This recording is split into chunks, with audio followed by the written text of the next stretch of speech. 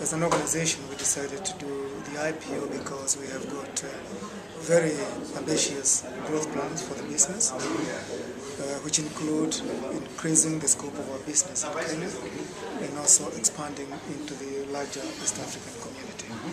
That's basically the reason we decided to do the IPO. But in terms of what exactly we are going to do with the money, I also can be a bit open about it. We have said we want to do regional expansion. We decided we want to go into property. And we have decided that we want to pay off some debt we have with some commercial banks. Those are basically the broad objectives for the fundraising. You've talked about property. Tell us a little bit more about your moves in the real estate sector.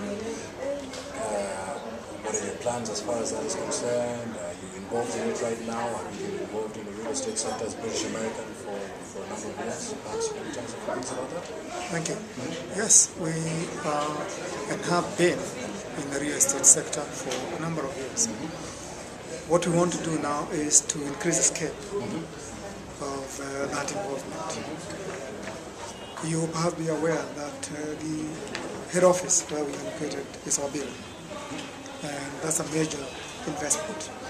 We have also been in residential property, where we give or develop properties and in upmarket areas and sell those properties.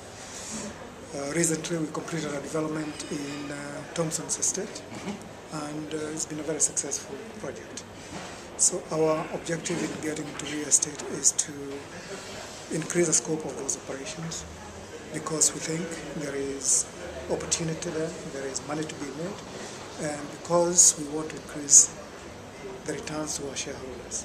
So we think that's one way of increasing and growing the shareholder wealth. Right, excellent, thank you for that. And probably one final question, actually, this has to do with the insurance industry and about consolidation or maybe acquisition. Can you talk to us a little bit about that? So as far as the insurance industry is concerned in Kenya? The insurance industry in Kenya is strong and thriving. But there is tremendous scope for more growth. I think you're familiar with the story and the statement that the penetration of insurance in this country is very low, at 2.6%. In other countries, it's as high as 10%.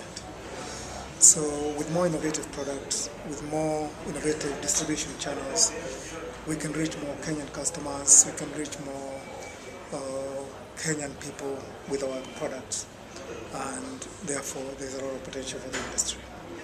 In terms of consolidation, we've got 44 insurance companies, some big, some small. There is a requirement that we should increase our capital to 450 million if you are composite insurer. If you are a life insurance company, you should have a minimum capital of 150 million. If you are a general insurer, 350 million, or 300 million, I'm sorry. But because of the size of the market as it is, there is a view that the industry should consolidate through merging and acquisitions. But that's a judgment call for the owners of insurance companies, because, as I have said, there is tremendous scope out there for, shall we call it, innovation and getting more business, increasing the scope of the business, penetrating the population more.